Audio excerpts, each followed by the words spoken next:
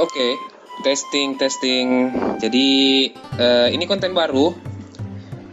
Konten baru ini namanya bosan, atau kita sebut sebagai belajar olah data statistik setelah ngegame maksudnya. Jadi belajar olah data statistik setelah bermain game. Bisa disebut dengan bosan gitu. Oke, pada kesempatan kali ini gue coba nih menjelaskan bagaimana penelitian kuantitatif. Karena dalam artian katanya kan, kita sebagai gamer setelah bermain game ya harus memacu pikiran kita atau merefreshing pikiran kita dengan perhitungan statistik atau penggunaan software statistik. Bagaimana caranya? Jadi gamer itu nggak harus pintar di game doang, harus pintar di yang berbau pendidikan juga dong. Jadi untuk kali ini gue akan jelasin gimana caranya kita meneliti atau menganalisis tentang penelitian kuantitatif. Nah, for the record, kuantitatif itu merupakan suatu penelitian yang berfokus kepada jumlah. Nah, maksud dari jumlah di sini itu penelitian yang menggunakan sampel yang banyak menurut saya. Penelitian menggunakan sampel yang banyak. Jadi karena dari kata-katanya saja kan kuantitatif.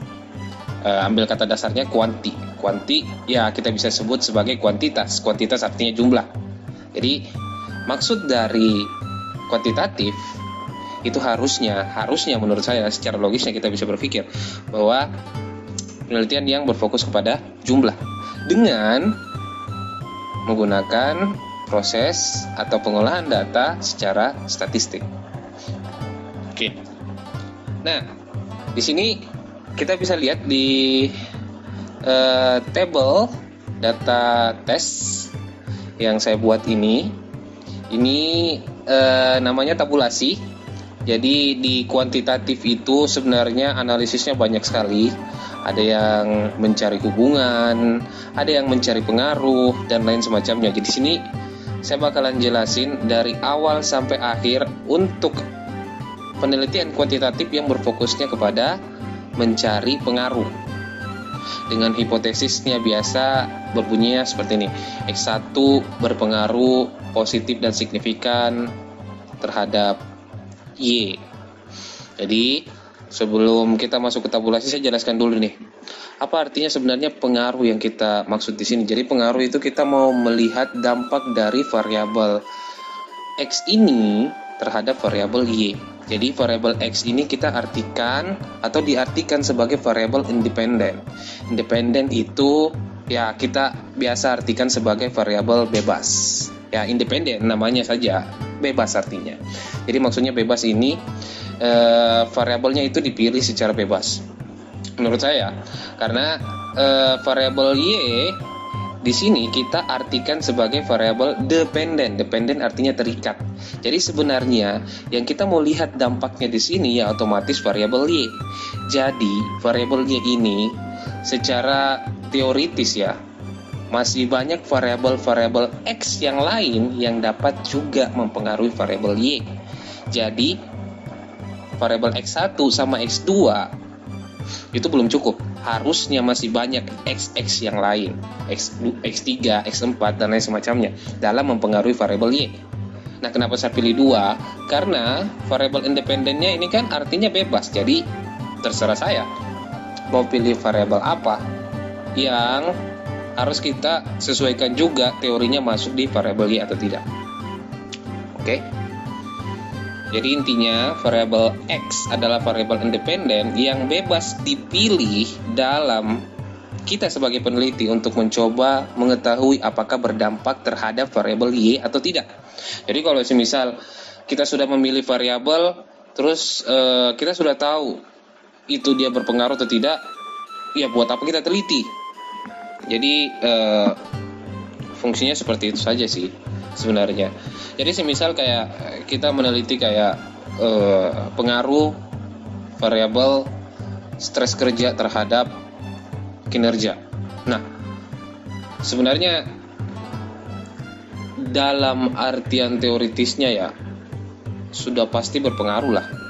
Namanya kalau orang stres pasti akan mempengaruhi kinerjanya. Ya pasti seperti itu. Secara teoritis kita bisa tahu. Cuman secara praktis ya bisa saja tidak sejalan dengan teori, karena kembali lagi kita tidak bisa memaksakan teori-teori itu harus sejalan dengan praktik. Bisa saja kebalik, bisa saja sejalan. Nah, makanya dari situ kita melakukan tes analisis ini. Jadi tes analisis ini kita buat dalam tabulasi yang ada di sini. Oke. Nah, tabulasi ini itu diperoleh dari setiap masing-masing variabel otomatis. Jadi misalnya kalau kita bisa lihat di sini, ini variabel X1. Di sini di bawahnya kan ada X11, X12, X13, X14, X15. Jadi ada 5 kolom. 5 kolom ini maksudnya sebagai indikator. Jadi indikator itu pengukuran bagaimana caranya kita mengetahui tingkat nilai dari variabel X1 ini dengan melihat kelima kolom ini sebagai pengukurannya. Jadi pengukurannya itu biasanya itu ada banyak. Biasanya sampai 20, biasanya sampai 25 dan lain semacamnya. Cuman untuk sebagai contoh kita pakai 5 saja dulu di sini, karena ada juga beberapa peneliti yang menggunakan indikator cuman 5 atau pengukurannya cuman 5 karena berdasarkan teori dan lain semacamnya mereka mengikuti teori saja. Jadi satu indikator ya satu pertanyaan. Nah, ngomong-ngomong soal pertanyaan, di sini indikatornya karena ini merupakan proses statistik, kita jawabannya itu sudah diukur dan otomatis karena kita memakai jawaban pasti tentu saja dong ada pertanyaannya. Nah, pertanyaannya di sini di dalam tabulasi untuk variabel X1, X2 dan Y itu menggunakan angket atau biasa disebut sebagai kuesioner. Nah, di dalam kuesioner itu tidak sembarangan kita tulis di sana. Di dalam kuesioner harus ada temanya. Jadi pertanyaannya yang kita bawakan di dalam kuesioner itu pertanyaan atau pernyataan yang kita bawakan dalam kuesioner itu harus memiliki tema tertentu. Misalnya untuk variabel X1 ya kita bahas pertanyaan tentang variabel X1. Cuman yang lebih difokuskan lagi di sini kan kolomnya ada 5. Misalnya kolomnya ada 5 yang artinya indikatornya ada 5. Kalau mau dijadikan jumlah pernyataan itu juga bisa. Misalnya ada 5 indikator. Indikator pertama untuk misalnya untuk stres kerja, yaitu indikator pertama adalah konflik misalnya. Jadi untuk pertanyaan pertama ya kita harus membahas di pertanyaan pertama mengenai konflik. Misalnya saya selama kerja selalu merasa adanya konflik di sekitar lingkungan kerja saya. Nah, jawaban dari pernyataan tersebut biasa diukur dari 5 tingkatan. Di sini kuesioner itu merupakan angket. Angket itu dijawab memakai pilihan ganda. Pilihan gandanya di sini itu yang biasa dipakai ada 5. Pertama, sangat setuju. Kedua, setuju. Ketiga, netral. Keempat, tidak setuju. Dan kelima, sangat tidak setuju. Nah, di masing-masing pilihan tersebut itu memiliki nilai atau skor masing-masing. Jadi semisal kayak pertanyaan seperti tadi, saya selalu merasakan konflik di lingkungan kerja saya. Ada 5 pilihan yang diberikan. Jadi misalnya saya pilih sangat setuju. Berarti kalau saya pilih sangat setuju, skor yang biasa dipakai untuk sangat setuju adalah 5. Berarti saya sebagai responden setelah menjawab sangat setuju saya mendapatkan angka 5. Nah, di sini, misalnya di sini. Kita bisa lihat di sini untuk responden ke 34, dia menjawab 5. Yang artinya dia menjawab sangat setuju. Gitu. Nah, bagaimana dengan 3, 4, 2, 1? Ya, kita bisa lihat dari tingkatannya. Sangat setuju kalau kita katakan itu nilainya 5, berarti setuju kita katakan skornya 4. Netral kita katakan 3. 2 kita katakan tidak setuju, dan 1 kita katakan sangat tidak setuju. Oke. Nah, di dalam penelitian kuantitatif, karena kita fokusnya ke jumlah, yang harusnya kita punya sampel itu harus lebih dari 30. Harusnya. Sebenarnya bisa, di bawah 30 sebenarnya bisa, cuman itu agak sulit nanti untuk lolos dari pengujian-pengujian, karena secara statistik kita harus diuji datanya itu memakai banyak sekali pengujian.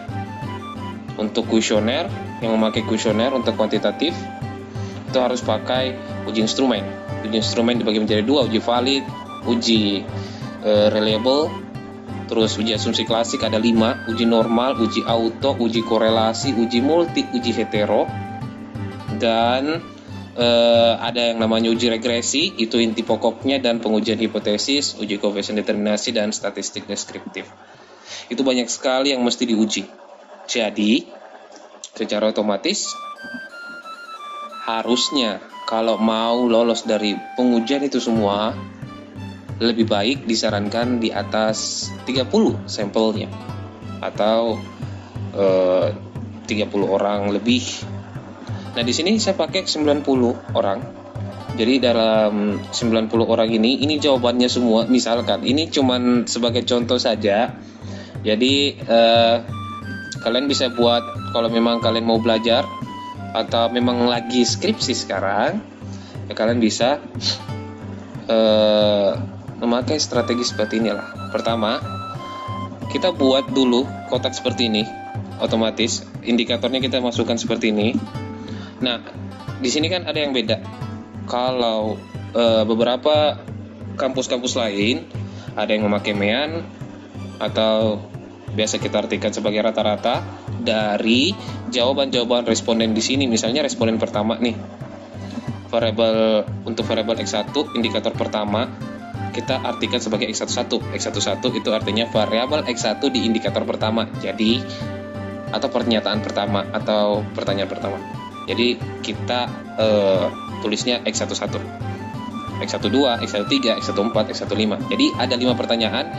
Ini responden pertama menjawab netral. Jadi kita skornya 3, 3, 3, 3. Rata-rata dari 3 adalah 3. Nah, gimana caranya hitung ini? Kita pakai saja rumus ini, average sama dengan average dalam kurung B3 sampai B3, itu maksudnya kolom B baris ketiga. Oke, jadi yang ini sampai titik 2 sampai F3. Jadi dari sini kita tarik sampai sini, balas kurung, selesai. Average itu artinya rata-rata. Nah, mungkin masih banyak perdebatan masalah kita menggunakan apa di sini, menggunakan rata-rata atau menggunakan total. Karena banyak di kampus lain yang menggunakan total, banyak juga yang menggunakan MEAN. Jadi harus dipahami dulu bagaimana jalannya untuk penelitian kampusnya kita ya. Nah, ini average, kita semua harus tarik ke bawah otomatis. Kalau kita tarik ke bawah begini kan otomatis bakalan auto keisi semua. Nah, sudah, setelah kita buat ini, terus yang ini lagi kita buat seperti ini.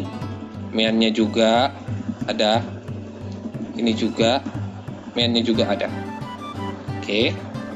Jadi variabel X1, X2 sama Y itu harus lengkap sesuai dengan indikator atau pernyataan yang kita buat di dalam kuesioner. Jadi kalau ada variabel X1-nya ada 5 pertanyaan, ya buat seperti ini 5 pertanyaan dengan variabel MEAN-nya.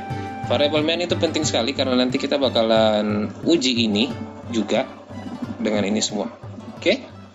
Nah, kalau sudah jadi seperti ini, yang jadi pertanyaannya begini, sebelum masuk di SPSS, apa sebelumnya yang mesti kita lakukan sebelum masuk di SPSS? Apakah langsung ini di copy atau tidak? Oke, bisa saja langsung di copy.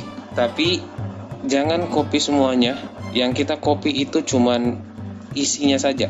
Nah, contoh seperti saya ini. Kita copy ininya saja. Copy ininya saja. Terus kita masukkan deh di SPSS. Nah, kalau saya di sini memakai SPSS versi 23. Jadi yang kita ketahui kan stabilnya SPSS itu kalau nggak salah di tahun 2010 di versi 19. Nah, yang terbarunya sekarang kalau nggak salah versi 24, 25 kalau nggak salah. Jadi yang saya pakai di sini versi 23. Nah, di dalam analisis data itu bukan cuma SPSS ya programnya, masih banyak lain-lain programnya. Jadi SPSS dan program-program lainnya itu cuma alat bantu bagi kita agar kita tidak menganalisis secara manual, karena manual itu sangat sulit sekali otomatis dan sangat banyak memakan waktu untuk menguras tenaga kita. Ya, kita kan tahu sekarang sudah zamannya yang namanya program-program dan lain semacam. Jadi ya saatnya kita manfaatkan ini. Saatnya kita manfaatkan SPSS. Oke. Jadi untuk konten kali ini saya akan menjelaskan mengenai bagaimana fungsi SPSS itu. Nah, itu tadi kita masukkan saja di sini. Klik atau tap yang ini dan paste saja. Copy baru paste saja. Jadi ini agak memerlukan sedikit waktu ya. Jadi sambil menunggu sebenarnya ada program-program lain seperti kayak WarPLS, PLS, dan Amos, dan tentunya itu kalau menurut beberapa mahasiswa-mahasiswa lainnya, penelitian yang menggunakan WarPLS, PLS dan lain semacamnya itu yang memiliki jenis variabel ada lebih dari 2. Misalnya yang kita pakai sekarang di sini kan ada 2 jenis variabel, independen sama dependen. Nah, biasa orang yang memakai WarPLS sama PLS itu jenis variabelnya ada 3. Misalnya kayak dia variabel independen, dependen dan moderasi, atau independen, dependen dan intervening, atau mediasi dan lain semacamnya. Jadi biasa mereka pakai itu PLS.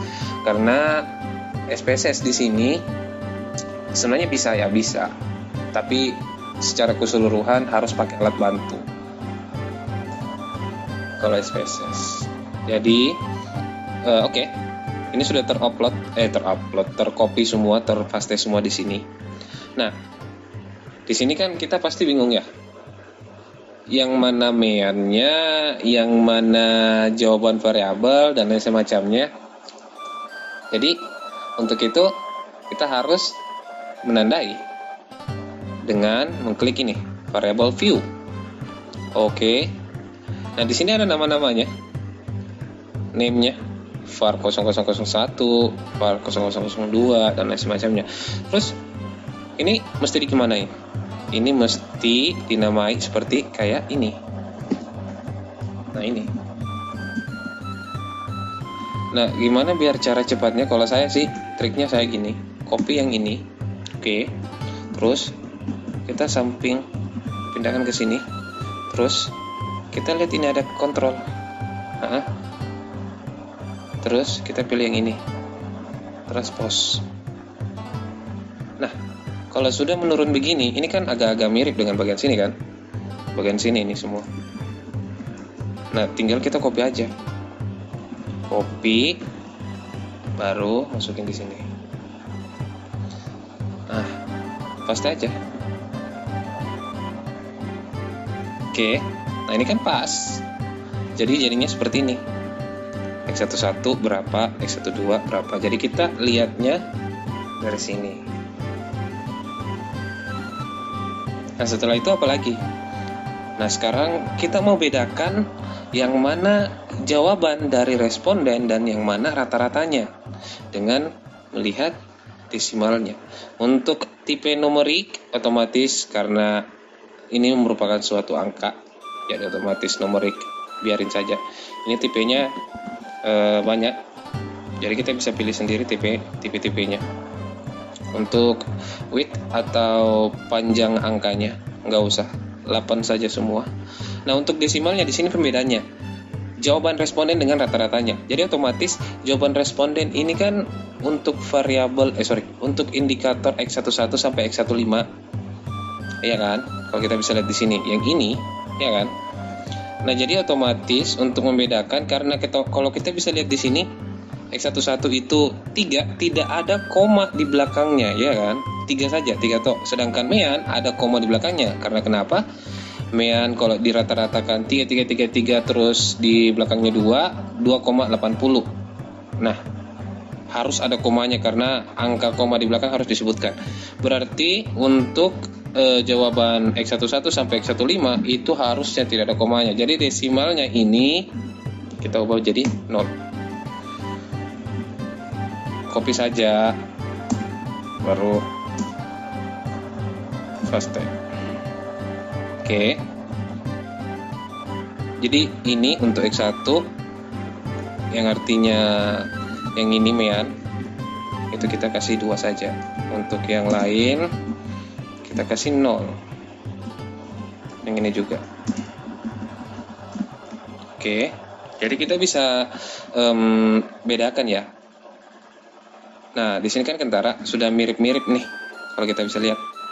Ya kan? 3333 3,00. 3333 3,00. Jadi seperti itu.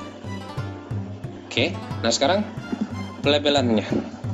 Nah, untuk pelabelannya sebenarnya di setiap label ini mesti ditulis. Cuman itu kan terlalu banyak ya. Jadi kita fokusnya ke pelabelan untuk nama variabelnya kita saja. Misalnya di sini kan name-nya X1. Berarti apa nama variabel X1-nya kita? Misalnya ya.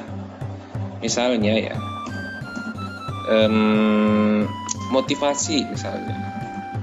Motivasi kerja. Oke, variabel X1. Terus kita bisa lihat di sini untuk baris ke-12 ada X2. Itu kita masukkan komunikasi misalnya. Komunikasi.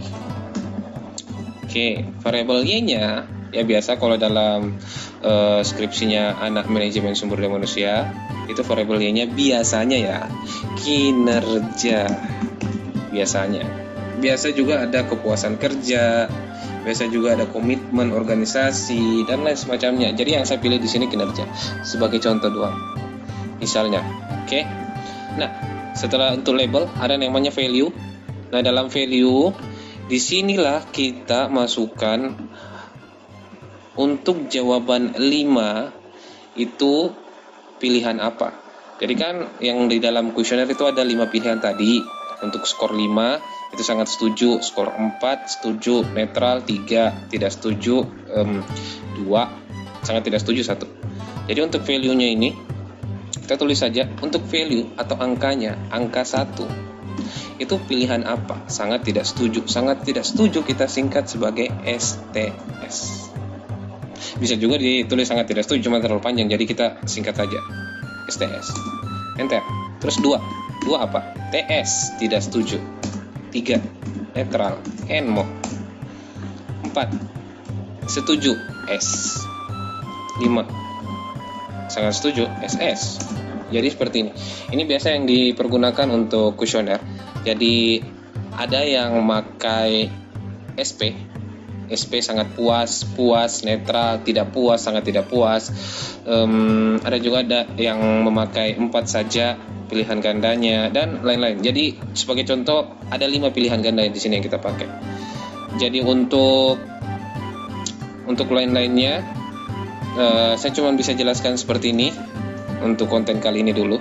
Nanti kalau ada permintaan lagi dari kalian, siapa tahu ingin mau membahas hal yang lain tentang statistik ini, kita akan bahas yang lain. Oh ya, biar secepat ini kita copy saja ini 1, karena kan perhitungannya semua sama, kecuali untuk X1 ini. Untuk X1 ini kita tidak pakai perhitungan di sini ya, karena perhitungannya dari sini kita sudah tahu mean. Perhitungannya X1 itu mean, X2 itu mean. Misalnya di sini ini perhitungan di dalam kita dapat 3,00 ini dari average. Average itu kita sudah pakai di dalam statistik ini, rumusnya average. Jadi perhitungannya bukan pilihan tadi ya 1, 2, 3, 4, 5, bukan. Jadi khusus untuk perhitungan 1, 2, 3, 4, 5 itu yang masuk di value. Nah, bagaimana biar kita cepat? Ya copy saja, copy Ctrl C, terus shift bawah, tekan shiftnya bawah, berhenti, terus lepas shiftnya, Ctrl V, dan tada, jadi. Nah, untuk missing dilangkai saja karena kita yakin data kita pasti lengkap, harusnya seperti itu. Jadi nanti bakalan ditahu kok datanya kita lengkap atau tidak. Nah, untuk kolom juga kita lengkai, terus align atau rata apa ini, rata kanan, kiri, langkaian aja, tidak penting. Nah, ini yang penting ini, measure atau pengukurannya. Nah, di sini ada 3 pilihannya untuk pengukuran. Ada yang namanya skala, ordinal, sama nominal. Nah, skala itu biasa dipakai kalau semisal dia sudah menggunakan rumus sebelumnya. Nah, yang seperti itu kan X1, X2 sama Y. Karena kita sudah pakai rumus sebelumnya, yaitu rumus average. Ya kan? Jadi scale-nya itu harusnya kayak untuk X1 sama Y. Nah, untuk X11 sampai X15 semisal yang kita pakai di sini adalah ordinal. Kalau kita bisa lihat di sini kan dia punya icon kayak tingkatan, balok tingkatan gini. Nah, kalau kita lihat lagi atau kita cermati lagi, kan skornya itu 1, 2, 3, 4, 5. Apakah itu berbentuk tingkatan? Ya. Dan harusnya secara logisnya pengukurannya harusnya pakai ordinal. Nah, untuk nominal kita tidak pakai karena nominal itu biasa untuk angka saja yang tidak ada pengukurannya. Jadi kita pakai ordinal. Jadi sama seperti tadi, copy, paste. Sorry, nggak aku copy. Ordinal, oke, sip, paste. Terus ini paste, ini paste. Nah, oke. Setelah ini untuk roll kita langkai saja. Setelah ini apa yang harus kita perbuat? Analisis pertama yang harus kita perbuat adalah pengujian instrumen. Pengujian instrumen itu fokusnya ke jawaban-jawaban responden yang ini nih loh. Jawaban-jawaban responden menurut saya itu harus tepat dan handal. Bagaimana caranya kita tahu jawaban-jawabannya responden ini misalnya 3 ini termasuk tepat dan handal?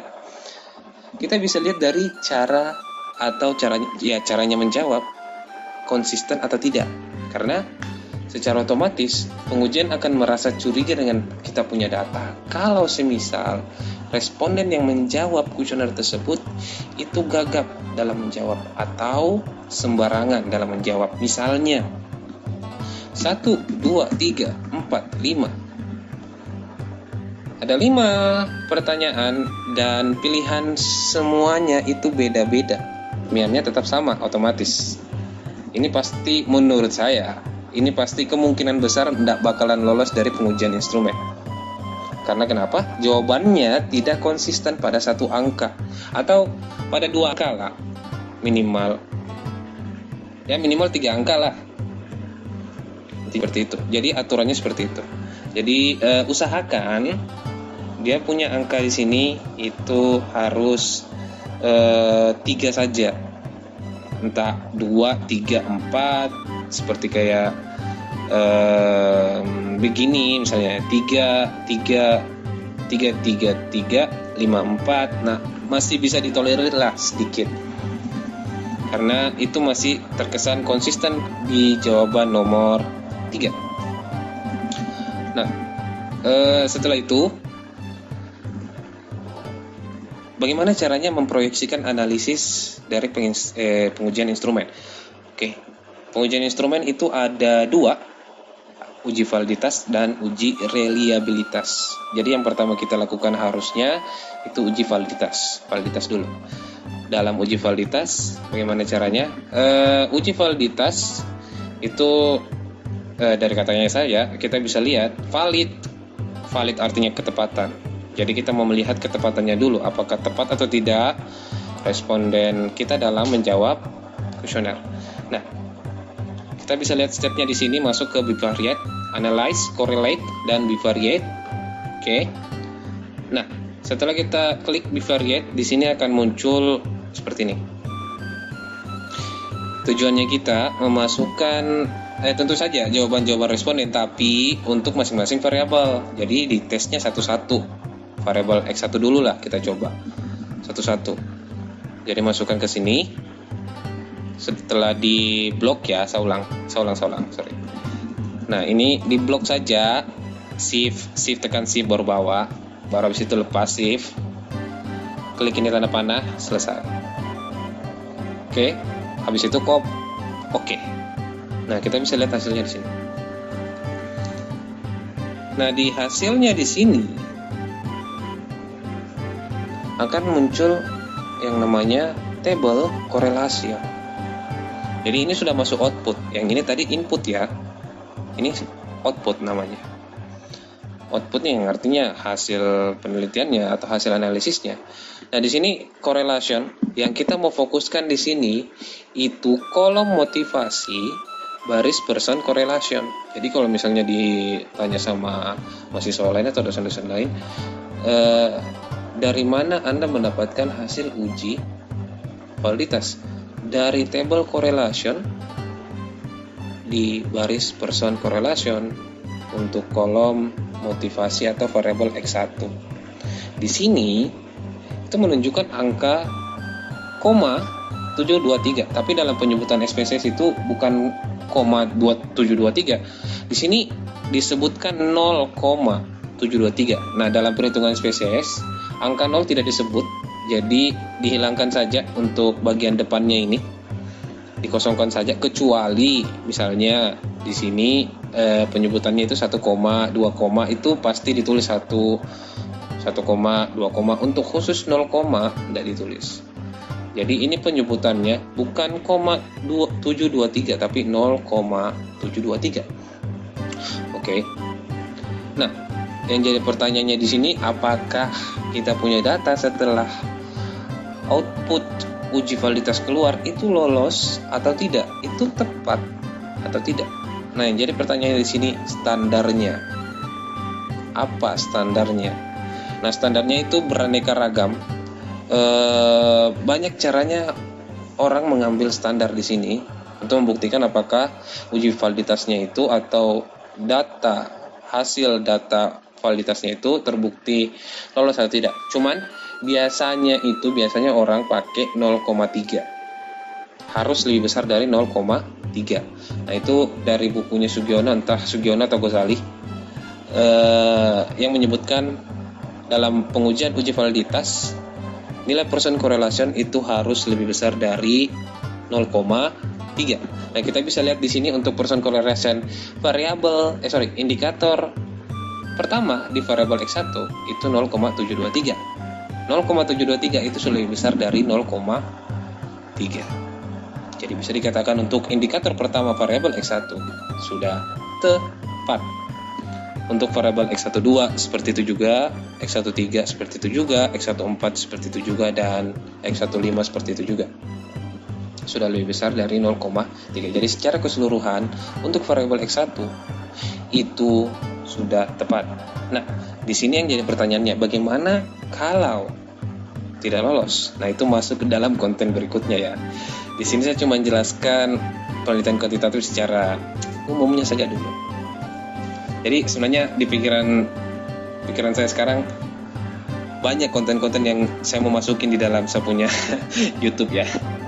Jadi perlahan-perlahan, kita mulai perlahan. Saya mau lihat dulu minatnya kalian di mana, keinginan kaliannya di mana, yang mana mesti saya munculkan terlebih dahulu. Karena di pikiran saya ini banyak sekali konten yang bakalan gue masukin di dalam YouTube gue. Oke. Kita lanjut untuk variabel X2, seperti begitu juga. Kita masuk ke, terlalu cepat.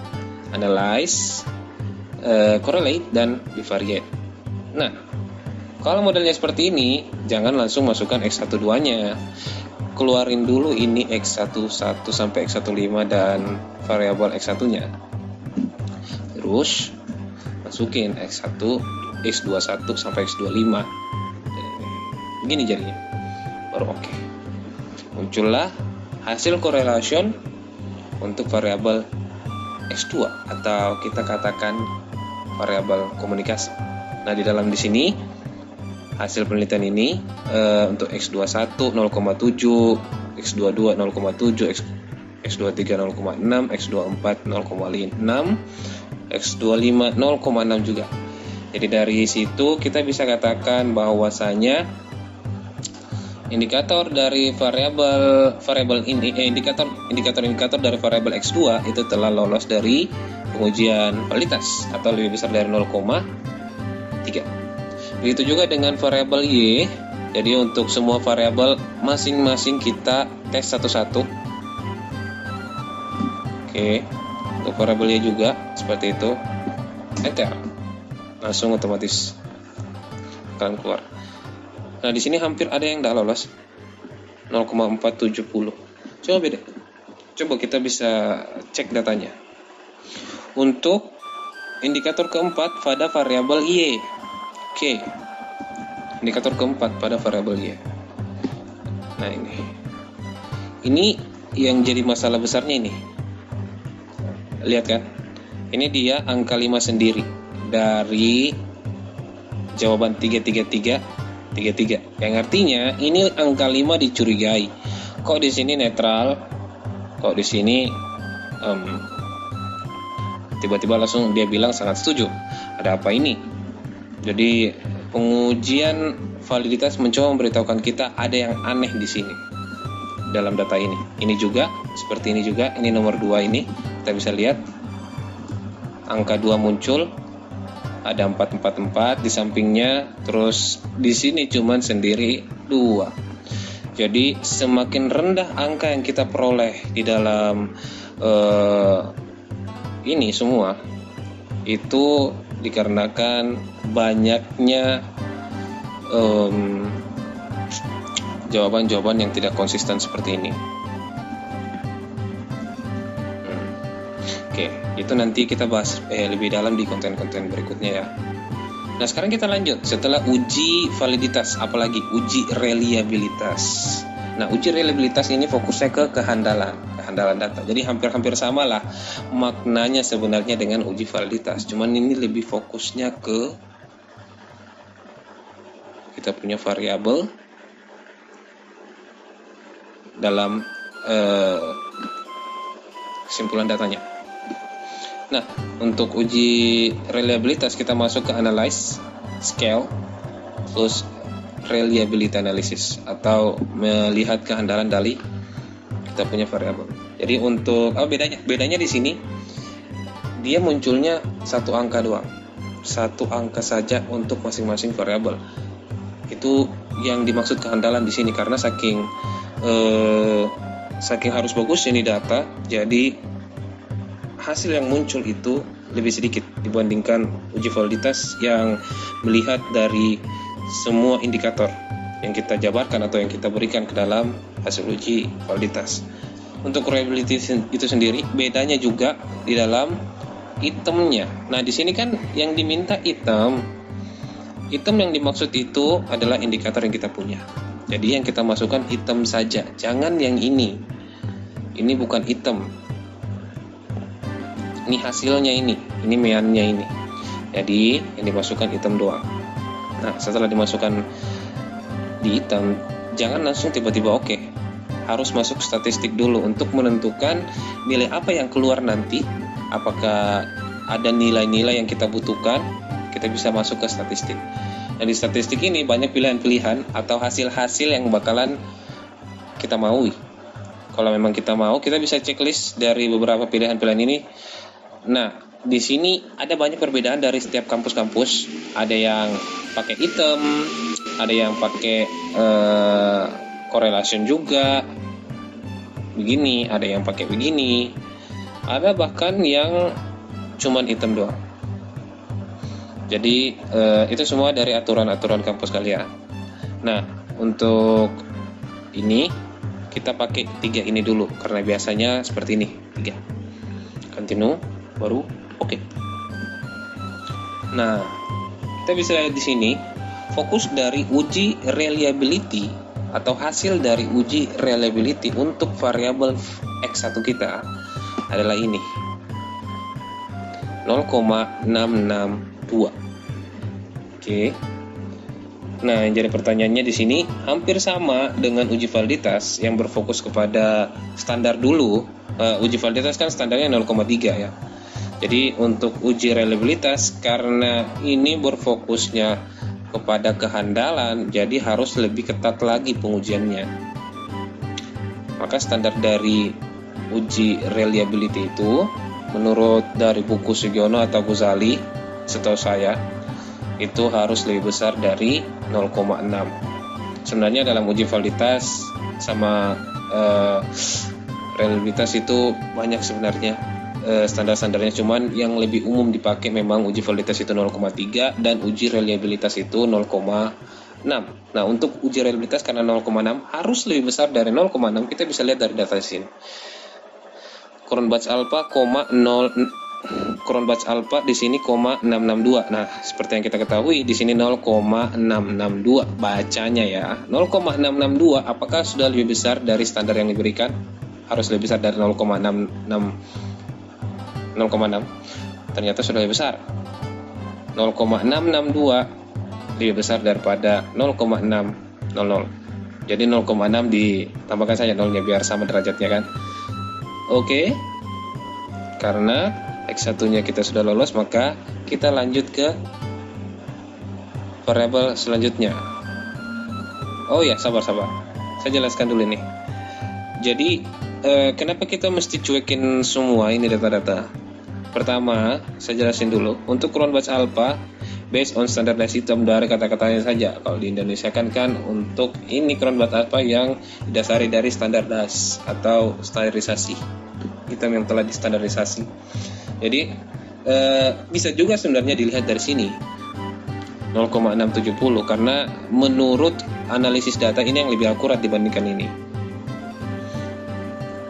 Cuman ya kembali lagi kebanyakan buku panduan kampus kita berbeda-beda. Jadi ada yang pakai ini untuk melihat data, ada juga yang pakai ini. Jadi itu tergantung dari hal yang kita checklist di pilihan statistik pada uji reliability analysis tadi.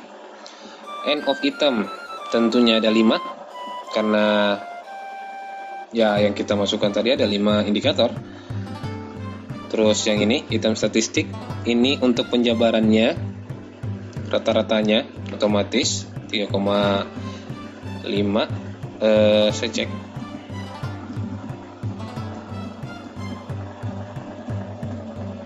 Oke, ini rata-rata untuk setiap masing-masing kolom. Jadi rata-rata untuk masing-masing kolom saya sudah hitung pakai statistik. Nah, kita bisa lihat ini dari mana saya ambil average dalam kurung yang ini, kolom yang ini. Nah, dapatnya 3,50. Nah, di sini juga menuliskan 3,50. Itu aja sih untuk item statistik. Untuk standar deviasinya seperti itu juga untuk perhitungan standar deviasi, dan ini jumlah sampelnya 90. Nah, untuk item correlation matrix itu biasanya tidak dibahas, dan ini yang lebih penting sebenarnya item total statistik itu untuk Cronbach alpha if item deleted. Jadi kalau semisal tidak lolos di dalam Cronbach alpha-nya ini di bawah dari 0,6, misalnya 0,5, 0,4, kita sangat membutuhkan adanya koreksi dari sini. Di sini menyatakan kalau semisal ada salah satu indikator yang kita hapus, akan berubah seperti apa nilai Cronbach alpha-nya, seperti itu. Jadi salah satu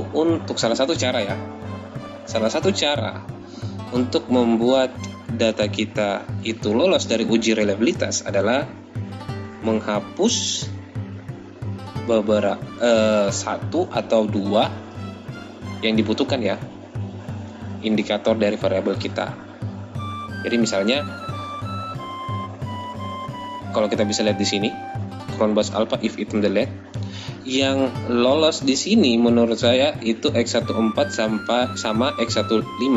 Karena kalau kita bisa lihat di sini, perubahan apabila kita hapus X14 itu hasil Cronbach's alpha-nya 0,605. Perubahan apabila kita hapus indikator atau hapus pertanyaan misalnya kayak ya hapus begini saja, hapus begini saja kayak gini. Jadi yang kita masukkan ya cuman X11 sampai X14.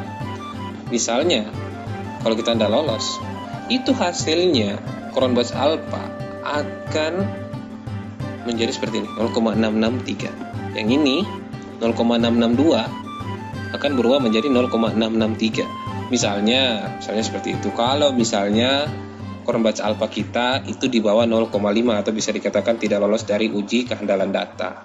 Jadi mau tidak mau harus ada indikator yang dihapus. Bukan mau tidak mau, karena ini cuma salah satu cara ya. Masih banyak cara-cara lain agar membuat data kita itu lolos dari uji reliabilitas. Cuman yang saya bahas ini cara umumnya saja. Oke, kita lanjut ke pengujian berikutnya. Setelah uji instrumen, apalagi yang mesti kita lakukan di sini yaitu pengujian asumsi klasik atau biasa disebut sebagai uji blue. Untuk uji asumsi klasik itu ada banyak, cuman yang karena waktu juga ya, kalau terlalu banyak juga jadi agak susah jelasinnya. Kita jelasinnya itu untuk standar saja, uji normal dan uji hetero. Sebenarnya uji asumsi klasik itu ada 5, dari uji normalitas, uji heteroskedastisitas, uji multikolineritas, uji korelasi, dan uji autokorelasi. Uji autokorelasi dan uji linear. Oke, salah sebut, Jadi ada 5 pengujian untuk uji asumsi klasik. Cuman saya pakai umumnya saja. Yang biasa dipertanyakan itu sebenarnya pengujian normalitas, heteroskedastisitas, dan uji multikolineritas. Kenapa mesti 3? Karena ini sangat paling dibutuhkan dalam uji asumsi klasik. Sebenarnya semua dibutuhkan, tapi menurut beberapa dosen yang paling dibutuhkan itu uji normal, hetero, dan multi. Yang lainnya bisa ada, bisa tidak, tergantung dari kebutuhan penelitian. Semakin banyak pengujian semakin bagus sebenarnya. Dan kebanyakan dosen juga maunya seperti itu, kita harus banyak-banyak pengujian. Oke, lanjut saja dulu. Nah, untuk melihat uji normalitas, kita kembali dulu ke datanya.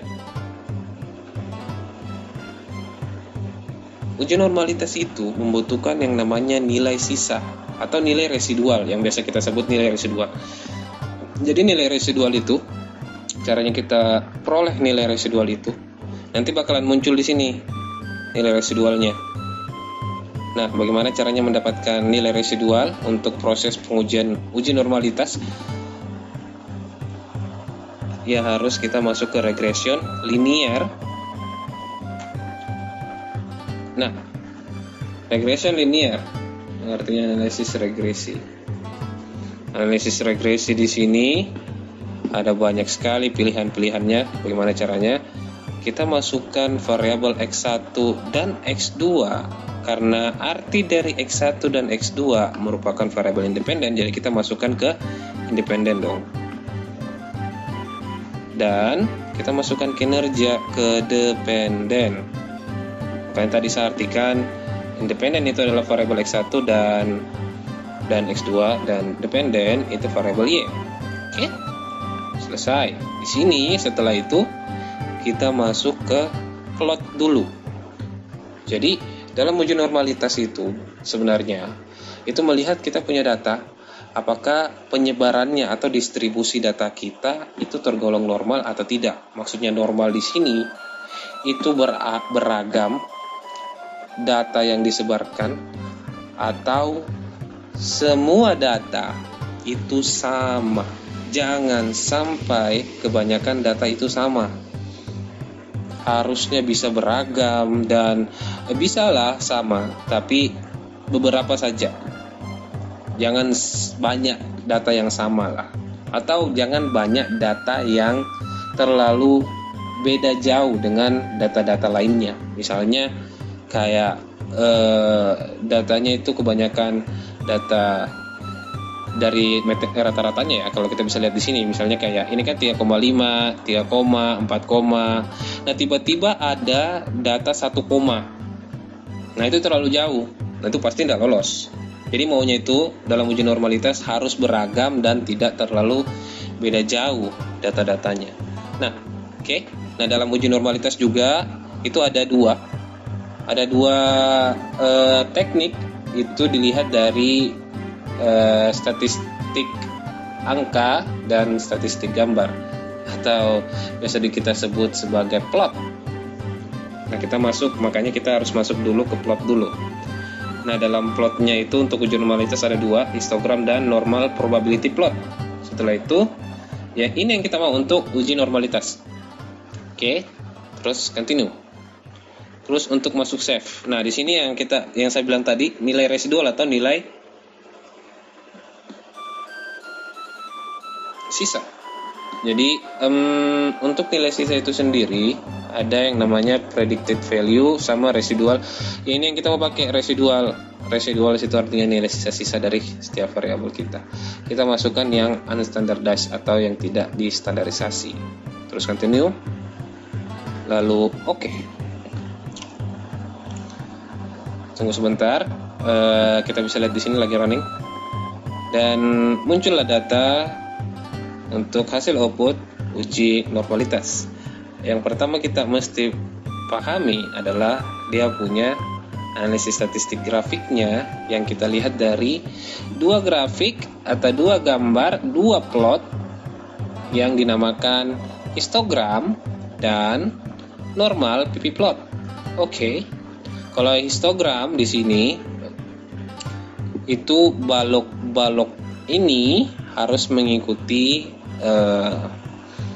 garis cembung ini, atau biasanya disebut sebagai garis garis lonceng kalau nggak salah ya, harus mengikuti ini balok-baloknya, maka bisa dikatakan data kita normal.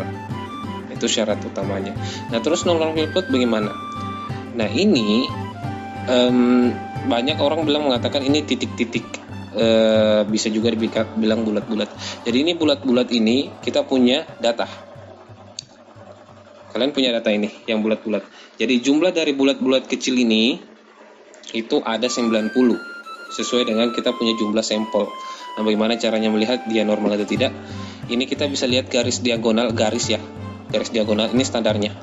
Kalau bulat-bulat kecil ini seakan atau terkesan mengikuti dari garis diagonal ini, maka dikatakan normal. Nah, pertanyaannya ini tidak kena garis dong. Apakah masih dikatakan normal? Masih, karena kata-katanya itu bukan kena, bukan mengenai. Standarnya itu bukan bilang harus mengenai. Bulat-bulat kecil itu harus mengenai garis diagonal, bukan seperti itu standarnya. Standarnya itu harus terkesan mengikuti garis diagonal. Jadi ini masih dalam golongan terkesan mengikuti. Oke. Nah, itu untuk uji normalitas yang bisa kita lihat dari statistik grafik, dari histogram dan normal PP plot. Nah, setelah itu kita klik ini bintang biar kita bisa lihat. Kan tadi kita sudah pilih tadi nilai residual, harusnya nilai residualnya sudah muncul. Nah, ini nilai residualnya. Atau kalau di otomatisnya statistik SPSS itu ditulis res_1 residual pertama. Oke. Nah, ini residual pertama gunanya buat apa? Nah, ini kita bisa gunakan angka ini untuk menguji normalitas dari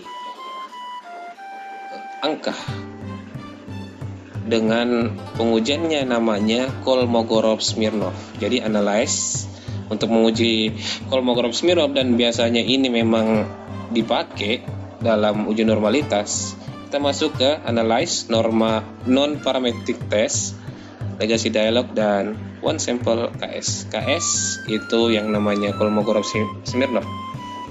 Kita klik ini dan masukkan nama variabel dari residual.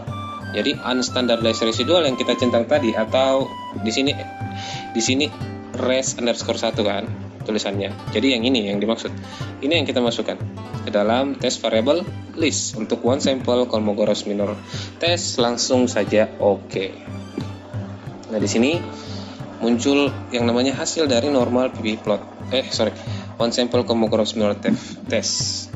Jadi kita bisa lihat untuk unstandardized residualnya dengan jumlah sampel 90 mendapatkan asin significant style 0,200. Bacanya ada tanda C, D. Di sini bisa kita lihat apa itu artinya C dan apa itu artinya D. Oke. Nah, di sini kan angka ya. Jadi harus menggunakan seperti uji valid sama uji reliabilitas tadi. Dalam mengukur ini harus ada angka juga yang bisa dikatakan ini normal atau tidak. Nah, untuk uji normal itu sendiri, angka yang disyaratkan agar lolos atau bisa dikatakan kita punya data normal itu harus di atas 0,05.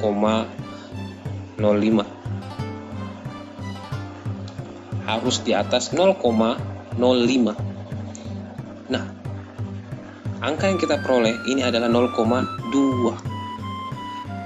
Apakah sudah lebih besar dari 0,05? Sudah lebih besar, maka dikatakan normal. Yang jadi pertanyaan di sini, kenapa dia stuck di angka yang persis 200? Nah, di sini perbedaannya versi SPSS 23 dengan versi SPSS 19 atau versi yang di bawah 23. Jadi kalau di versi 23 setelah saya versi 21 kah, 21 ke atas atau 23 ke atas, itu dalam pengujian normalitasnya untuk one sample Kolmogorov-Smirnov hasilnya yang paling tertinggi adalah 0,200. Jadi tidak ada lagi angka yang paling tinggi dari 0,200. Adapun angka yang paling tinggi dari 0,200 itu pasti SPSS-nya versi di bawah dari 23. Entah dia pakai 20 atau 19, versi 19 pasti hasil one sample Kolmogorov-Smirnovnya itu pasti bisa saja di atas 0,200. Nah, nggak tahu itu mungkin kayaknya ketentuan baru dari SPSS itu sendiri. Oke, intinya uji normalitas kita sudah lolos di bagian sini. Step-stepnya seperti itu. Jadi kita bisa lanjut ke pengujian berikutnya. Nah, pengujian berikutnya adalah uji heteroskedastisitas. Kenapa heteroskedastisitas kita mulai duluan? Setelah itu multi. Kenapa tidak multi duluan? Hetero dulu, karena kenapa? Dalam hetero ada hubungannya ini, residual 1. Jadi untuk hetero yang kita perlukan adalah ya ini, nilai residual 1, agar nilai residual 1 ini diubah menjadi nilai yang absolut. Artinya absolut itu tidak memiliki minus, dan angkanya di sini harus 2 angka di belakang koma. Bagaimana caranya membuat nilai absolut residual 1 ini? Dengan cara transform compute variable. Target variable kita namakan absolute atau ABS underscore res. Kalau mau tambahkan 1 juga biar sama dengan ini, bisa juga seperti itu. Terserah kalian menamai target, yang penting namanya seperti itu ya, absolute res. Terus untuk numeric expressionnya, untuk mempermudah kalian, kita bisa lihat di sini. Untuk mengabsolutkan suatu nilai res harus pakai rumus tertentu dari statistik SPSS itu sendiri. Nah, kita bisa lihat rumusnya di sini. Function group itu harus pilih all. Terus untuk function ininya ABS.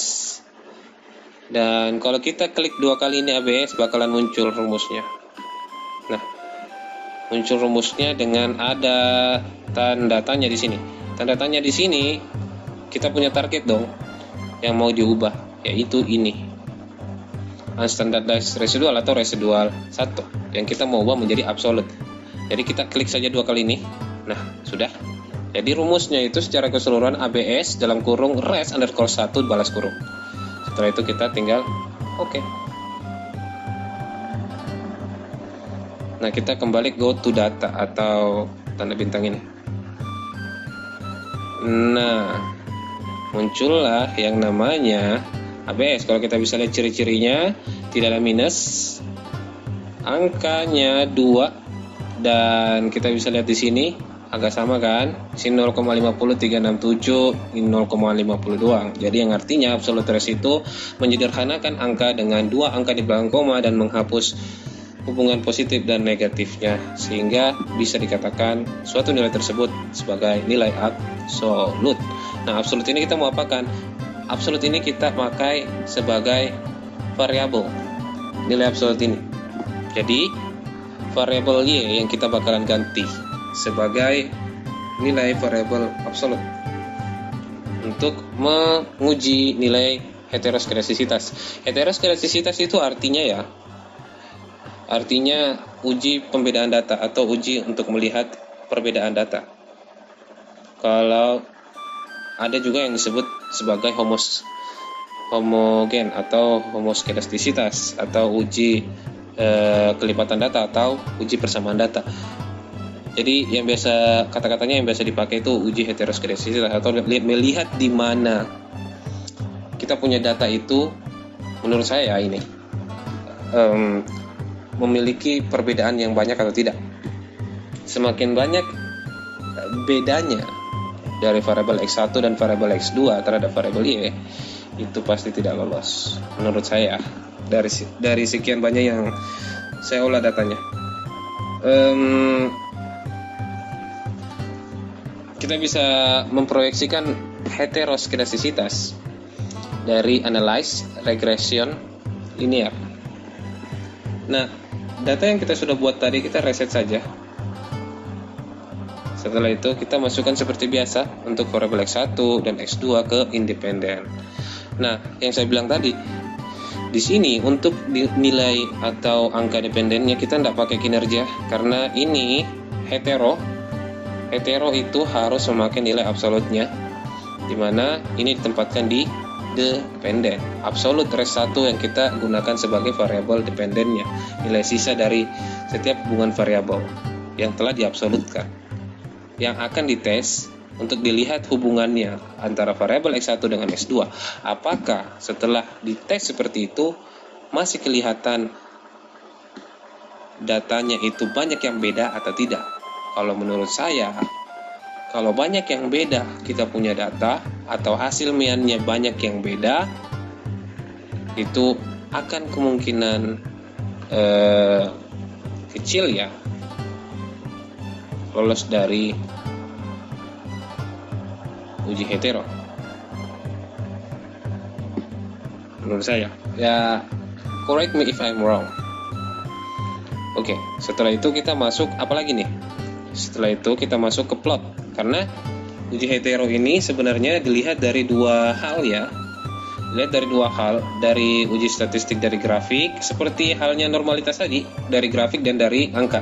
Dari grafik ini kita pakai grafik yang namanya scatter plot. Nah, scatter plot di sini untuk memilih yang mana sebenarnya scatter plot, memakainya itu harus memilih ZPRED, masukkan ke variabel X, dan SRESID, masukkan ke Y. Oke, terus habis itu continue dan kita oke. Jadi saya ulang, untuk heteroskedastisitas itu ada 2, scatter plot dan uji Gleiser. Nah, scatter plot itu melihat dari kata-katanya saja, plot kan. Plot itu melihat gambar sama seperti normal PV plot, gambarnya cuma tidak pakai garis. Nah, ini jadinya scatter plot. Jadi kita bisa lihat di sini tidak ada garis dan dia punya bulat-bulatan kecil ini menyebar kelihatannya. Nah, di sini standarnya itu apabila lolos dari gejala heteroskedastisitas atau pembedaan data, yang dimana data kita sudah dikatakan tidak ada bedanya atau tidak memiliki kebedaan yang tergolong banyak, maka nilai atau hasil dari bulat-bulatan kecilnya ini akan menyebar dan tidak berbentuk pola tertentu. Kalau misal kebanyakan datanya kita itu beraneka ragam, banyak bedanya, itu pasti bakalan tidak lolos dari sini.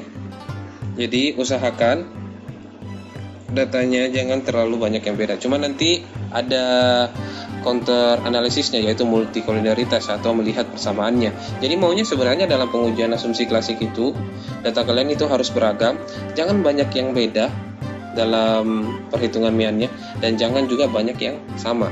Jadi usahakan dia punya data harus sesuai dengan ketentuan seperti itu. Jadi maunya untuk scatter plot ini bulat-bulatan kecilnya itu harus menyebar dan tidak berbentuk pola. Nah, kalau kita bisa lihat di sini dia sudah menyebar ya. Dia sudah menyebar. Dan bisa dikatakan untuk pengujian scatter plot ini telah dikatakan lolos gejala. Oke. Kita lanjut untuk scatter plot. Setelah itu apa? Setelah scatter plot ada yang namanya uji Glaisdier dalam uji heteroskedastisitas. Uji heteroskedastisitas. Nah, untuk uji heteroskedastisitas kita lihat kita fokusnya ke sini ya. Dependent variable ABS res 1. Itu yang kita masukkan tadi kan untuk variable dependent. Nah, setelah itu apa yang mesti dilihat di sini? Ini banyak sekali angkanya. Kita fokus kepada ini saja. Kolom SIG diperpanjang menjadi signifikan otomatis. Nah, apa yang mesti lihat di sini? Kita bisa lihat di sini untuk masing-masing baris. Untuk baris motivasi kita bisa lihat dari kolom SIG-nya itu 0,947 dan komunikasi itu 0,206. Nah, apa artinya ini? Dalam standar penentuan uji heteroskedastisitas dikatakan telah lolos dari gejala heteroskedastisitas itu apabila nilai signifikannya di atas dari 0,05. Oke, jadi standarnya sama dengan uji normalitas tadi dalam pengujian Kolmogorov-Smirnov, harus di atas 0,05 juga. Hetero juga seperti itu, harus di atas 0,05 juga. Kenapa bisa sama? Karena kita bisa lihat kita memakai elemen yang sama, yaitu apa? Residual. Normalitas pakai apa? Residual. Dan kita untuk hetero pakai juga nilai residual yang telah diabsolutkan. Jadi standarnya secara logisnya harusnya sama. Oke. Untuk motivasi 0,947 telah lebih besar dari 0,05, maka dikatakan telah lolos gejala hetero. Begitu juga dengan komunikasi. 0,206 telah lebih besar daripada 0,05. Oke. Nah, untuk uji heteroskedastisitas kita sudah lalui, kita sudah selesaikan. Dan pengujian terakhir dalam uji asumsi klasik yang kita bahas hari ini atau konten kali ini adalah multikoliniaritas. Jadi untuk uji autokorelasi dan linear tidak kita bahas untuk mempersingkat waktu saja.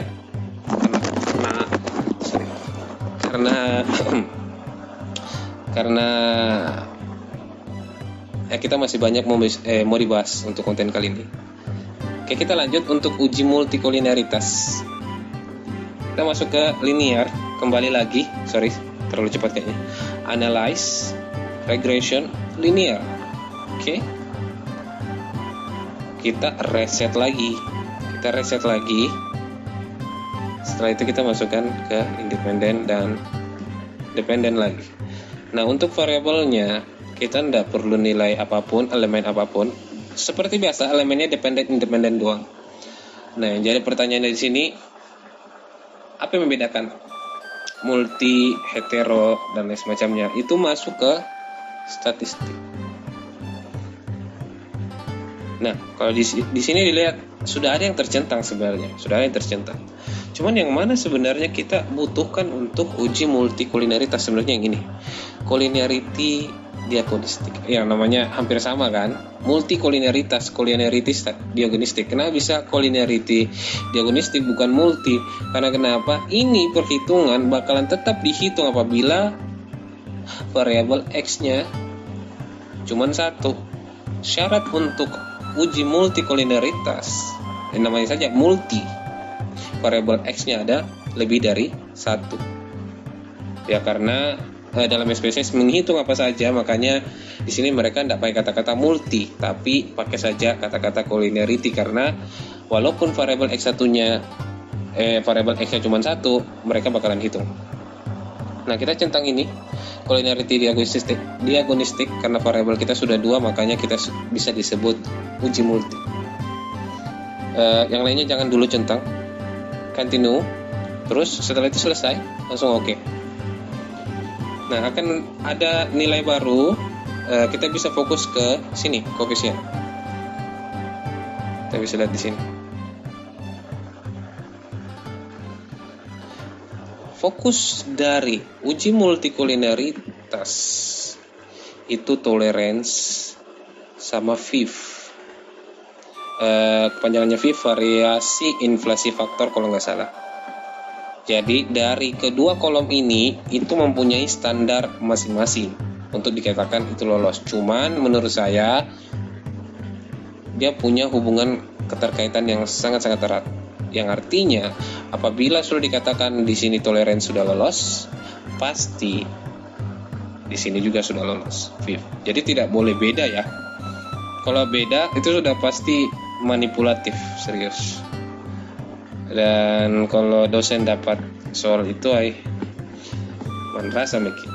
Oke, lanjut. Toleransi, kapan dikatakan dia lolos? Toleransi itu harus di atas 0,1. Nah, di sini untuk motivasi dengan komunikasi itu sama nilainya. Oke, kenapa sama? Karena multikolinarity artinya persamaan data untuk melihat persamaan antara variabel X1 dan X2. Bisa saja ini variabel X1 dan X2 itu berbeda angkanya sebenarnya untuk toleransi sama VIF, cuman itu jarang terjadi. Namun untuk lolos atau tidaknya untuk toleransi itu harus lebih besar daripada 0,1. Dan kebetulan motivasi sama komunikasi itu kita dapat 0,8 dan telah lebih besar dari 0,1, maka dikatakan untuk toleransi sudah lolos. Dan VIF secara otomatis harusnya bisa dikatakan lolos. Karena kenapa? VIF atau variasi inflasi faktor di sini standarnya itu harus di bawah 10. Nah, kita bisa lihat di sini nilainya itu 1,193 dan yang tersebut sudah di bawah dari nilai 10. Maka dikatakan untuk toleransi dan VIF sudah lolos, maka dapat dinyatakan bahwa kita punya data telah lolos dari gejala multikolineritas. Kenapa saya bilang gejala? Karena jangan terlalu sama datanya, jangan terlalu beda samanya. Hetero sama multi itu merupakan suatu gejala yang timbul apabila data yang kita proyeksikan atau kita jelaskan itu terkesan manipulatif. Kalau banyak yang terlalu sama, terkesan manipulatif. Kalau banyak yang terlalu beda, terkesan manipulatif. Jangan memiliki data yang seperti itu. Itu saran saja.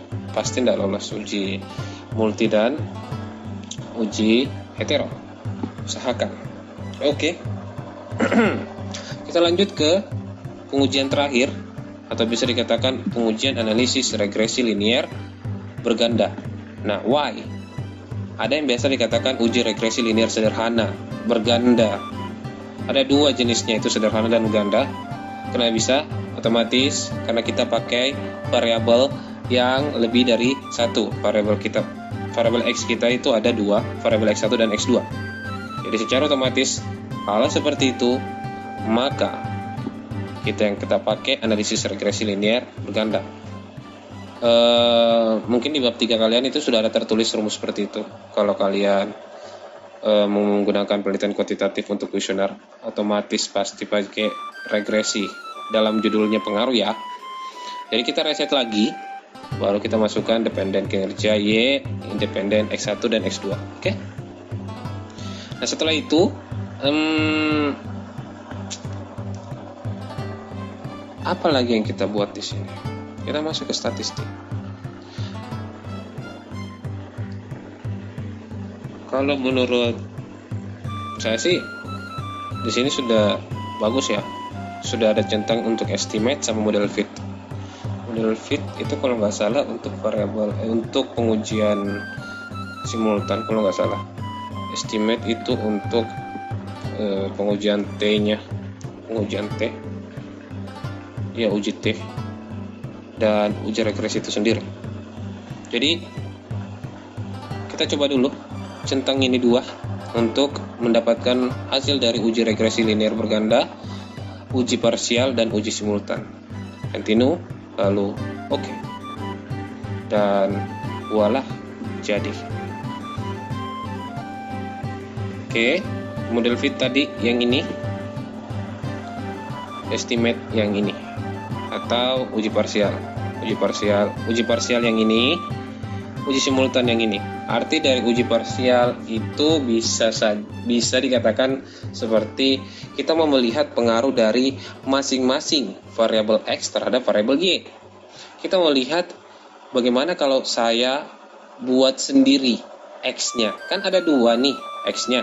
Saya mau lihat sendiri variabel X1-nya punya enggak pengaruh terhadap variabel Y, X1 terhadap Y. Begitu juga dengan nanti X2 terhadap Y. Jadi diuji masing-masing. Nah, bagaimana kalau saya uji sama-sama? Nah, itu yang namanya pengujian simultan, atau biasa kita pakai atau kita sebut sebagai pengujian F atau uji F. Tadi untuk parsial uji T. Nah, kita fokus ke sini dulu, uji regresi linear atau melihat koefisien regresinya. Nah, di sini dikatakan unstandardized coefficient kolom B untuk nilai konstannya 1,380, motivasi 0,321 dan komunikasi 0,251. Nah, di sini muncullah suatu rumus dalam uji regresi, yaitu Y sama dengan alfa tambah beta X1 tambah beta X2 tambah E. E biasa dikatakan sebagai error atau variabel pengganggu, atau bisa saja kita hilangkan itu E. Buat saja Y sama dengan alfa tambah B beta X1 tambah beta X2. Selesai. Nah, jadi pertanyaannya di sini apa itu? Bagaimana caranya kita isi? Nah, kita masukkan ke sini dong. Kita buat di sini. Jadi untuk uji rumus regresi linear berganda biasanya seperti ini. Y sama dengan sama dengan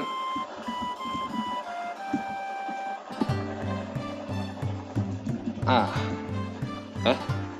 tambah B1 X1 atau beta X1 terus tambah beta 2 X2. Oke. Nah, jadi pertanyaannya di sini, ini mau diapakan dong rumusnya? Nah, A itu, alfa itu diartikan sebagai nilai konstan. Nah, nilai konstan untuk dalam kolom unstandardized coefficient kolom B itu konstan, baris konstannya itu 1,380. Ya sudah, kita masukkan di sini saja 1,380. Nah, itu ditambah dengan B1 X1. B1 itu apa? X1 kan kita sudah tahu kan, X1 itu kita punya variabel X1. B1 B beta itu artinya koefisien regresi atau nilai pengaruh dari variabel X1 yang ini. Ini B2 X2 nilai pengaruh dari variabel X2. Nah, oke. B1 X1-nya bagaimana? Kita lihat di sini kolom B untuk baris X1 atau motivasi itu nilainya 0,321. Ya sudah, kita tulis di sini 0,321.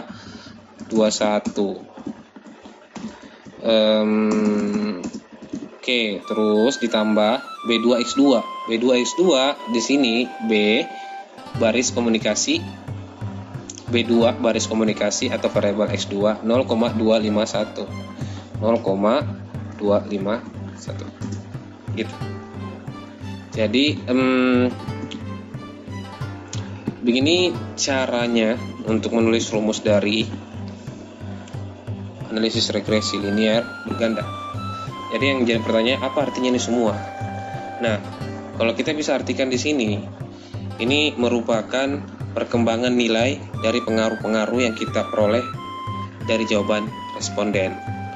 Nah, dari jawaban responden itu, kalau kita bisa lihat di sini, seakan mengikuti perkembangan dari variabel Y. Variabel X1 dan X2 dalam rata-ratanya seakan mengikuti nilai dari variabel rata-rata Y. Kita bisa lihat di sini. Oke, kenapa bisa di sini muncul nilai pengaruhnya positif? Kenapa tidak negatif saja? Ya karena jawaban atau mean dari variabel X1 dan X2 seakan mengikuti jawaban mean dari variabel Y. Analisis regresi linear artinya itu melihat pengaruhnya. Regresi linear itu melihat apakah dia sejalan atau tidak. Jadi, menurut saya, sejalan itu bisa dikatakan kalau semisal X1 dan dengan Y itu dikatakan sejalan, otomatis nilainya pasti mendekati dong. X1 nilainya mendekati dengan Y atau terkesan mengikuti Y. Berarti bisa dikatakan X1 memiliki pengaruh dari Y. Apabila ada perubahan sedikit dari X1, pasti ada perubahan juga sedikit dari Y. Itu yang namanya analisis regresi. Seperti kita bisa lihat dari sini. Nah, kita bisa lihat dari sini. 4,0, 4,20, 4,0. Oke, nilainya besar. X1 2,0, 2,6, 2,67. Nilainya seakan mengikuti kan? Kalau kita bisa lihat dari sini. Nah, ini yang dibilang sebagai regresi linear yang positif. Adapun yang negatif itu pasti berlawanan. Gitu. Kalau yang di tengah-tengah itu biasa nilainya pasti sedikit. Cuman ini nilai yang kita paparkan di sini untuk B1X1 0,3221, B2X2 0,251 itu tergolong besar. Kenapa bisa saya katakan ini nilai tergolong besar bukan kecil? Yang artinya nilai pengaruhnya besar bukan nilai pengaruhnya kecil. Karena otomatis kalau nilainya di sini kita katakan sebagai nilai yang kecil, otomatis hasilnya pasti dalam kita punya hasil hipotesis itu pasti tidak berpengaruh. Iya, tidak berpengaruh pasti. Kalau nilai dari B1 dan B2 ini tergolong kecil. Cuman saya yakin 0,321 sama 0,251 itu merupakan nilai yang besar. Bagaimana caranya saya tahu? Nanti saya jelaskan sebentar. Jadi B1X1, B2X2 itu merupakan nilai pengaruh dari variabel X1 dan X2 terhadap Y.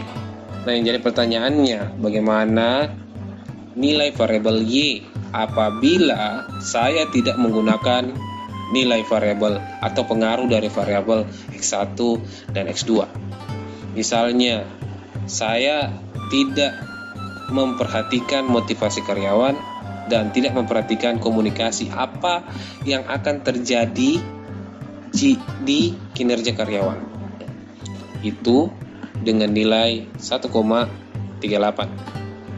Jadi, kalau bisa dikatakan ini nilainya masih positif, bukan minus, yang artinya kinerja karyawan masih tetap meningkat sebesar 1,38. Seperti itu. Kenapa bisa seperti itu? Karena masih banyak variabel-variabel lain yang juga bisa berpengaruh terhadap kinerja pegawai atau karyawan tanpa karyawan tersebut diperhatikan untuk motivasi dan komunikasinya. Nah, apabila perusahaan atau instansi memperhatikan komunikasinya, otomatis 1,38 ini akan bertambah sebesar 0,321 jika instansi atau perusahaannya memperhatikan motivasi atau variabel X1-nya. Apabila dia memperhatikan juga X2-nya atau komunikasinya, maka akan bertambah lagi sebesar 0,251. Positif akan bertambah. Adapun kalau negatif pasti berkurang. Ya, kalau kita bisa lihat di sini kan variabelnya secara teoritis pastilah berpengaruh motivasi. Apabila kita memperhatikan motivasi karyawan, otomatis pasti kinerja karyawan akan berpengaruh. Kalau kita bisa lihat dari sini, sebenarnya kita sudah bisa tentukan sih bahwa hipotesis kita sudah pasti diterima. Oke, yang jadi pertanyaannya, apakah betul-betul diterima? Nah, kita lihat dari hipotesisnya kita dulu. Kalau dalam hipotesisnya kita ada 4, itu bisa saja banyak sekali yang kita teliti. Nomor 1, nomor 2 itu biasa parsial, nomor 3 itu biasa simultan, dan nomor 4 itu biasa mencari yang paling dominan. Nomor 1, nomor 2, kita fokuskan dulu ke nomor 1, nomor 2, hipotesis pertama dan hipotesis kedua. Biasanya itu dipakai secara parsial atau secara sendiri-sendiri, yang menyatakan bahwa motivasi berpengaruh positif dan signifikan terhadap kinerja. Nah, di sini motivasi kenapa bisa, kapan kita bisa mengatakan dia berpengaruh signifikan? Signifikan itu artinya nilai yang besar, nilai yang tinggi, itu signifikan. Itu fokusnya ke nilai. Jadi kalau saya katakan tidak signifikan, ya nilainya rendah atau dampaknya rendah. Kalau saya katakan signifikan, dampaknya tinggi, nilainya tinggi. Yang artinya, kalau saya katakan motivasi berpengaruh signifikan terhadap kinerja, yang artinya dampak yang diberikan dari motivasi itu besar sekali dampaknya terhadap peningkatan atau perkembangan kinerja. Gitu. Nah, hipotesisnya kita seperti itu misal. Bagaimana caranya membuktikan apakah benar atau tidak? Kita bisa lihat dari uji parsialnya dulu untuk hipotesis pertama, yaitu kolom T dan kolom SIG. Nah, di sini hubungannya erat sekali, yang artinya apabila dikatakan signifikan dari kolom T, otomatis dikatakan signifikan juga dari kolom SIG. Kolom T 3,199 dan kolom SIG kita bisa dapat untuk motivasi 0,002. Bagaimana standarnya? Kapan bisa dikatakan signifikan? Yang saya bilang tadi, nilai signifikan itu difokuskan kepada nilainya. Kalau nilainya besar atau nilainya tinggi, maka dikatakan dia signifikan. Nah, kapan dikatakan nilainya signifikan ini? Kalau nilainya ini termasuk atau tergolong besar. Kapan dikatakan tergolong besar? Apabila nilai ini telah lebih besar daripada nilai T-tabel. Jadi ini merupakan nilai T hitung. Ada standarnya, dan standarnya dinamakan T-tabel. Oke. Jadi kalau nilai T hitung ini telah lebih besar daripada nilai T-tabel, maka tergolong besar dan artinya dia signifikan atau memiliki dampak yang besar. Yang artinya motivasi memiliki dampak yang besar terhadap kinerja. Oke. T hitungnya 3,199. Terus T-tabelnya berapa? Bagaimana caranya cari? Apakah sistemnya sama dengan uji instrumen tadi, uji asumsi klasik tadi? Tidak. Sistemnya beda. Jadi untuk mencari nilai T-tabel itu menggunakan rumus yang kita bisa dapatkan dari Excel, yaitu sama dengan TINV dalam kurung TINV yang artinya T inventory menurut saya. Jadi T itu untuk pengujian parsial, yang limanya T ini digunakan sebagai nilai T-tabel.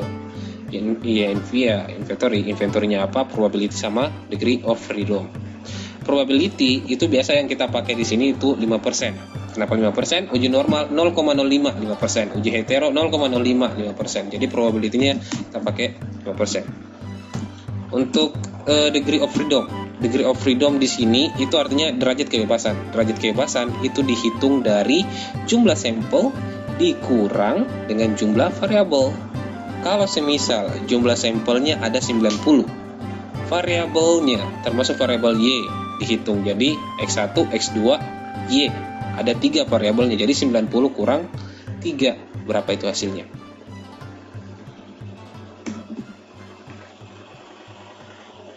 8, 7. Enter. Kita perkecil dengan cara home. Perkecil saja 3 angka di belakang koma, biar lebih kelihatan bagus kelihatannya. Kalau terlalu banyak angkanya di belakang koma agak kurang enak. Jadi kenapa bisa tiba-tiba ada 87 di sini? Buktinya ada sebenarnya. Kita bisa lihat dari sini, tabel ANOVA. Nah, di sini ada kata-kata DF. DF panjangannya dari degree of freedom. Di sini residualnya ada 87, yang dimana nilai sisanya itu diperoleh dari sampel dikurang jumlah variabel, yang dimana 90 kurang 3. Oke.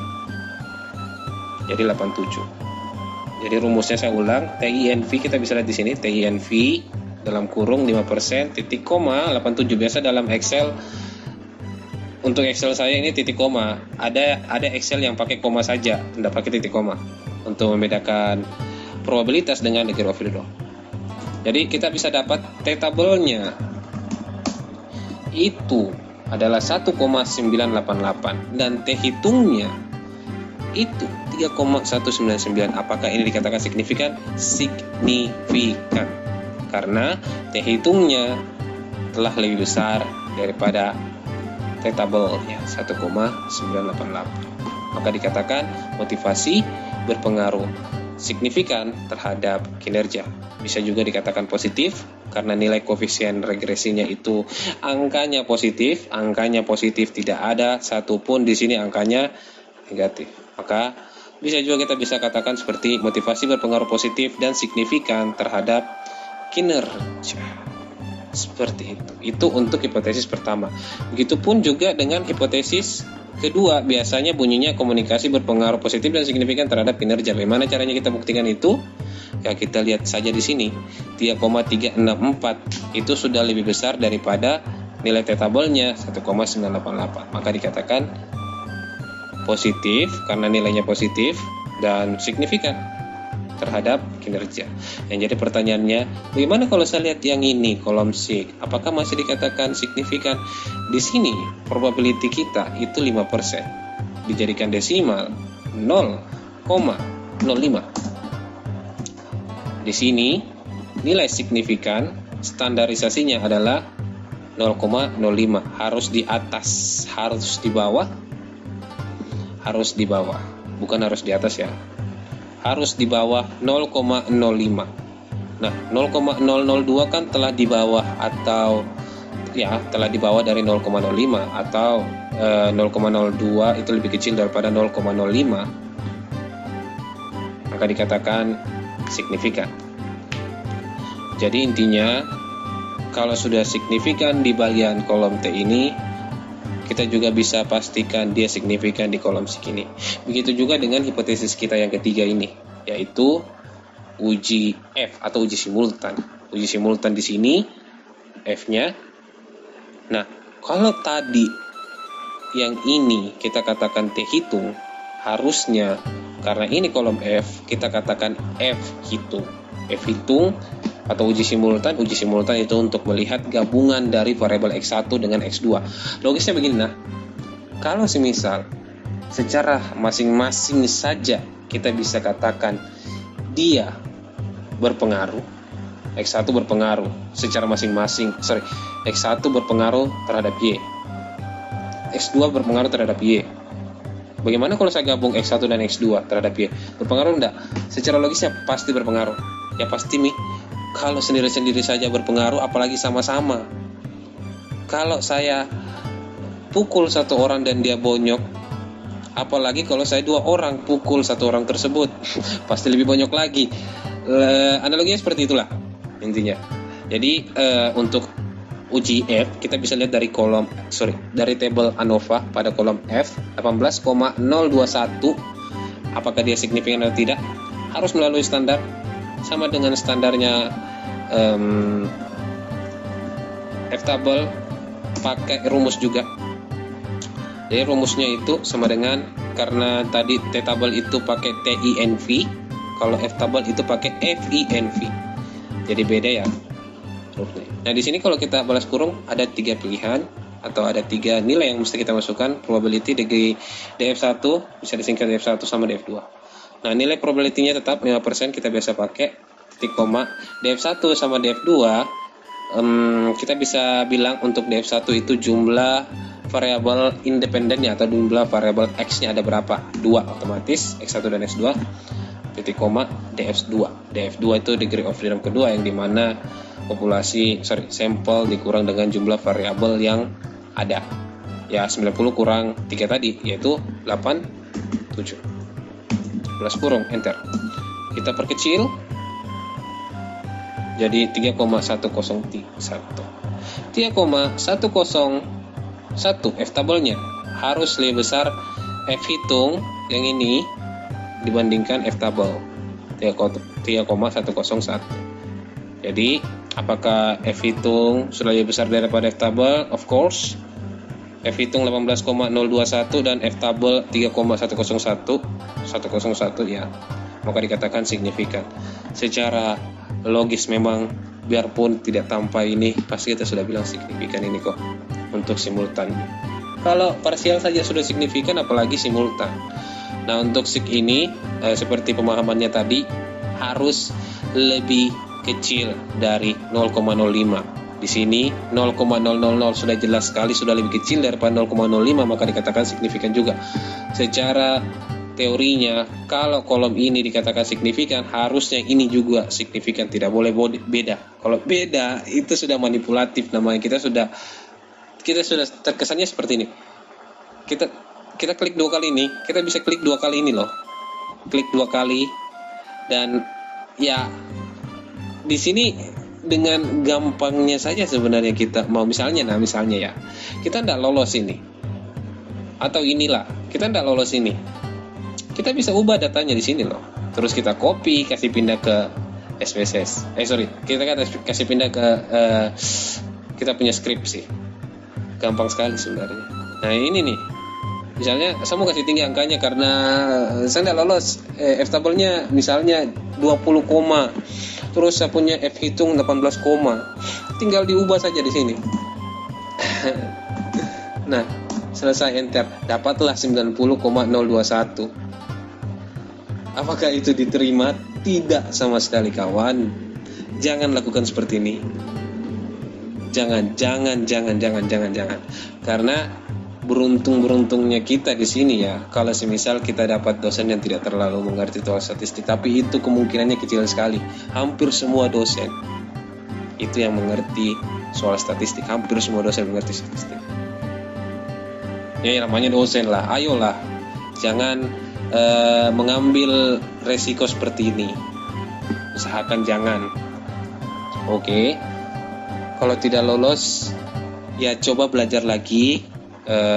Aturan-aturannya seperti apa, syarat-syaratnya agar dapat bisa dikatakan lolos dari pengujian itu seperti apa, bagaimana caranya, dan harus melalui trik-trik dan tips-tips. Ya cari-carilah di YouTube pasti banyak. Kan sekarang gampang, media kan gampang. Jadi tinggal cari saja di YouTube pasti nemu kok bagaimana caranya kita dapat hitung yang sesuai dengan atau lolos dari pengujiannya, dan sehingga kita punya hipotesis dikatakan diterima. Oke. Kita bisa ketahui di sini bahwa hipotesis 1 sudah diterima, hipotesis kedua sudah diterima karena memiliki pengaruh yang signifikan, dan hipotesis ketiga bisa kita katakan telah diterima juga. Maka sekian dari saya untuk penjelasan kali ini, untuk konten kali ini, yaitu bosan #1 episode pertama dong. Jadi saya tinggal menginginkan sesuatu dari kalian, yaitu saya mohon dukungannya. Apabila kalian minat dengan konten seperti ini, mohon like, subscribe, dan share konten-konten yang memiliki pendidikan seperti ini. Yes. Jadi jangan melulu main game ya kawan-kawan. Kita sekali-sekali belajar tentang statistik ini. Memenuhi otak-otak kita, refreshing dengan angka-angka. Jangan terlalu serius bermain game. Ya memang sih sebenarnya gamer itu harus serius. Ya memang serius bermain game, namun santai saat belajar. Asik. Oke, sekian dari saya. Sampai bertemu di episode-episode selanjutnya. Mungkin di episode selanjutnya kita bakalan main game lagi, let's play, lebih fokusnya let's play.